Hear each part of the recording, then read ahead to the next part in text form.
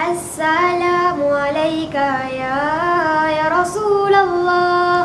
Assalamualaikum ya Habibi ya Nabi Allah ya Rasulullah. Assalamualaikum warahmatullahi wabarakatuh. Hadirin yang dirahmati Allah serta para hakim yang bijaksana. Hari ini saya akan menyampaikan kisah tentang Nabi Muhammad SAW. Baginda lahir daripada pasangan Abdullah dan Aminah yang berbangsa Arab Quraisy. Kedua orang tuanya terkenal dengan pekerti mulia dan amat dihormati oleh masyarakat. Ingatlah hadirin, kita perlulah menjaga kehormatan diri dan keluarga, jauhilah zina dan berkahwinlah seperti yang dituntut oleh agama. Kisah baginda telah pun diceritakan dalam kitab Injil, Taurat dan Zabur. Kesemua nabi-nabi terdahulu ini telah beriman dengan Nabi Muhammad SAW. Maka benarlah firman Allah dalam surah As-Saff ayat 6 yang mana Nabi Isa telah menegas kepada Bani Israel bahawa akan datang seorang Rasul setelahnya yang bernama Ahmad, iaitu Muhammad. Saat dilahirkan, sang ayah Abdullah telah meninggal dan lahirlah baginda sebagai seorang anak yatim. Sang ibu Aminah walaupun sedih tetapi menjadi kuat dan tenteram hatinya. Semasa mengandungkan baginda, Aminah telah bermimpi melihat cahaya di dalam dirinya menerangi seluruh dunia. Dia juga telah mendengar suara yang mengatakan dia akan melahirkan seorang pemimpin umat. Aminah tidak mengalami kepenatan dan kesulitan seperti wanita hamil yang lain. Proses kelahiran baginda juga sangat mudah.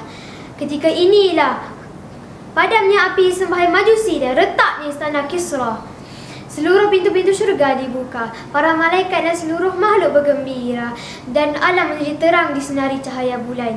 Wahai Rasulullah, salam atasmu, selawat Allah ke atasmu. Kaulah cahaya mengatasi cahaya, kaulah penyuluh jiwa, kaulah rahsia hidup mulia. Subhanallah, sesungguhnya Allah Maha berkuasa menjadikan sesuatu yang luar biasa. Hadirin sekalian, hargailah ibu bapa kita seperti yang dinyatakan di dalam surah Luqman ayat 14 yang bermaksud, dan kami perintahkan kepadamu manusia agar berbuat baik kepada kedua orang tuamu.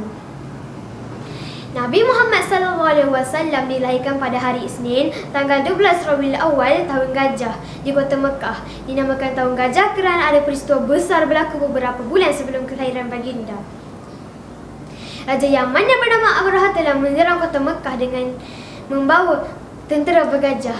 Abraha sangat benci dengan Kaabah yang dianggap hanyalah kotak kecil yang buruk, tetapi mampu menarik orang ramai datang menzarahi Kaabah.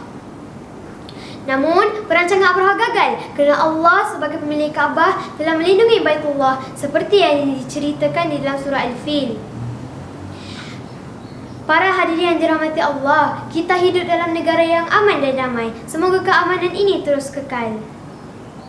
Berita kelahiran baginda telah diraikan oleh seluruh ahli keluarga dan penduduk Mekah.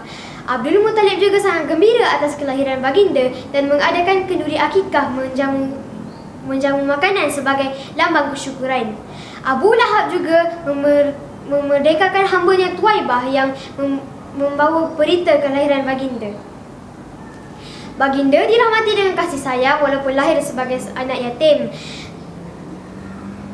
Dan benarlah firman Allah dalam surah Ad-Duha ayat 6 yang berbunyi, Alam yajidka yatiman fa'awa, yang bermaksud, bukankah dia mendapatimu sebagai seorang yatim lalu dia melindungimu. Hadirin, sayangilah anak yatim dan berbuat baiklah kepada mereka. Halimatus Sa'diyah, ibu susuan Nabi Muhammad SAW, dilimpahi keberkahan hidup sejak menyusui baginda. Allah mengurniakan kesenangan buat dia dan keluarga. Tanaman yang dulunya kontang kini menjadi subur dan membuahkan hasil yang banyak.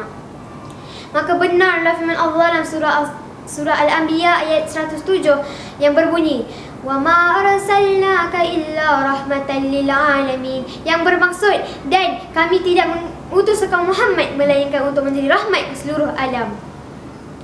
Beruntungnya kita menjadi umat Nabi Muhammad dan bersyukurlah kita sebab dengan iman dan Islam.